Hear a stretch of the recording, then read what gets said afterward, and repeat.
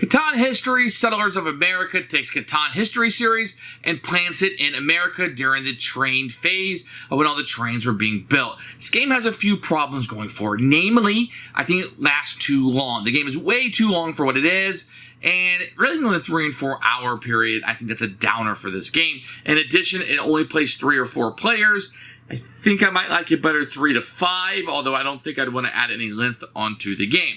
Quite frankly, there are just better train games. So if you're looking for a pickup delivery game, I think Age of Steam is better. Steam is better.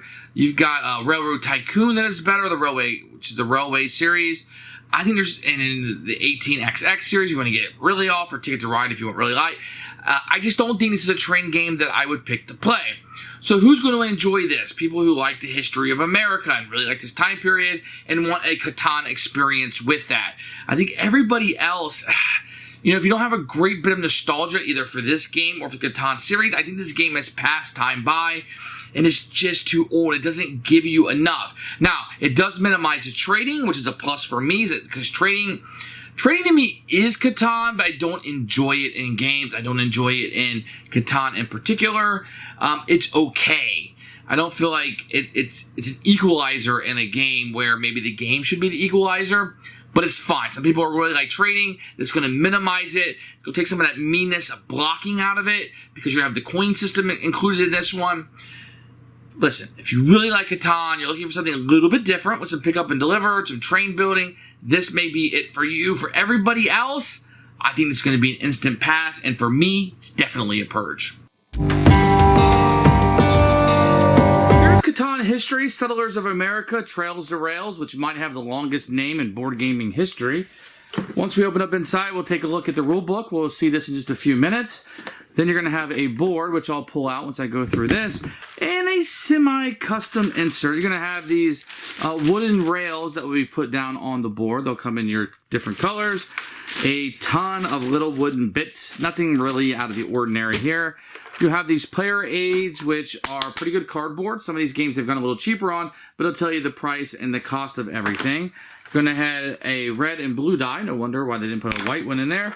And your normal Catan cards you're going to have with a cow in the front, or maybe some coal, or some wheat, etc. Then you'll have your development cards. So these will have more American history, yes, but they repeat a lot. Nothing to write home for. These are okay. Got an advertisement here. These are all right. They're all right. They're all right. Nothing to get excited about that you'll find here. And then we have a giant board. Now on the back, you're going to have a picture of America. So they did go through that expense on it. But you're going to have a giant board here that will take up quite a bit of real estate. One thing to note here is you will have a static board every time. You'll have a place for your cards down here. Let me see if I can zoom out just a tad.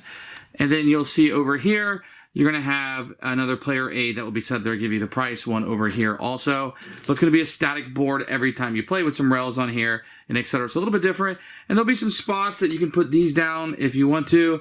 That will give these different numbers, give you a little bit of replayability as you go through. The components are pretty good overall. I mean, the wooden pieces are wooden pieces. They're a sign of their times. It was really big at that time period. Big board, pretty good. Not a lot to go crazy about, but nothing to complain about either.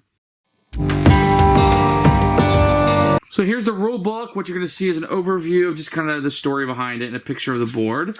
And then you're going to have a picture of the components breakdown, and setup will be here with a little bit of an overview of the game. This is the game right through here, and then you'll break down each of these steps with the cost and kind of how everything moves through. Plenty of pictures and examples. As you can see, here's an example that you'll be able to go through. It will kind of end right here with the game, then I'll give you a variable setup that you'll have and kind of how that works through, and some basic playing tips, and then an almanac. So the rest of this is just going to be like an explanation, the history of why certain cards are in there, etc. with plenty of advertisements. Catan was always really good about that. And a fixed starting location set up for your first time you play.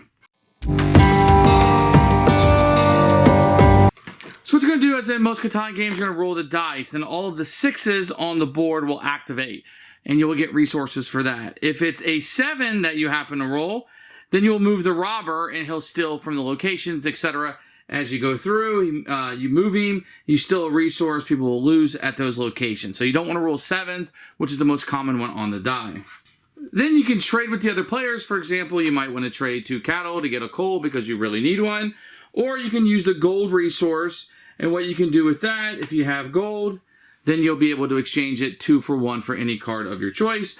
Or if you want to exchange with the supply, you can always give up 3 of one kind for 1 of another. So those what you'll do. Then you can build things as the game progresses.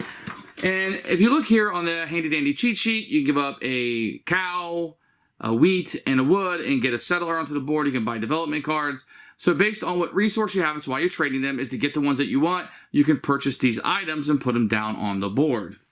All this is going to sound a lot like normal Catan, except for these settler pieces that you're going to get into the game. So these settler pieces will be put down on the board, and they will be able to move. For each grain you return to the supplies, you're going to have the grain resources that you'll be able to utilize, and you'll give up those pieces in order to move the settler. So if you want to move him, you give up a grain, and you can move the settler to another place.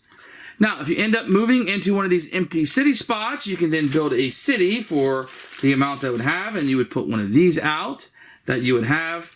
Or if you were the white one, you'd put like the little cube there, and you could build your cities out on the board. So if I built a city here and there was a resource there, that would move into the middle of the center of the location.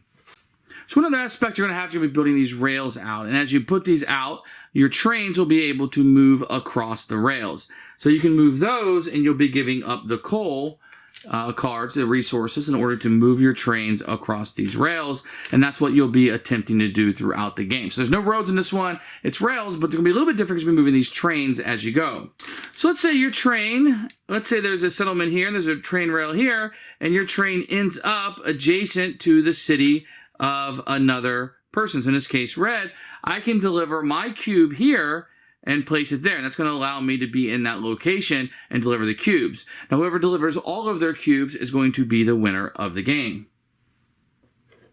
After all of this occurs, then it's going to happen. It's going to be the extraordinary build phase, and you'll go around starting with the person to your left, and everybody will have an opportunity to build. They can build settlers, trains, rails, development cards, etc., but you may not trade, so you have to have the goods that are on there. So the whole point of the game is to build up these rails and these settlements in order to deliver these cubes. Once you deliver all your cubes, you are the winner of the game. Who should buy this game? I mean, I'll just be straight to the point. Fans of Catan, fans of the history of America, and probably you like train games. That's your market here.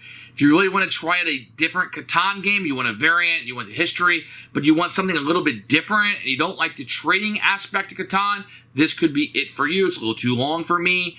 It doesn't have a catch-up mechanism. I feel like if you get ahead, you're probably going to stay ahead, but it does take some of the meanness and the trading out of it. It's going to be for some folks, but not for me. Purge, and one I don't recommend you try out.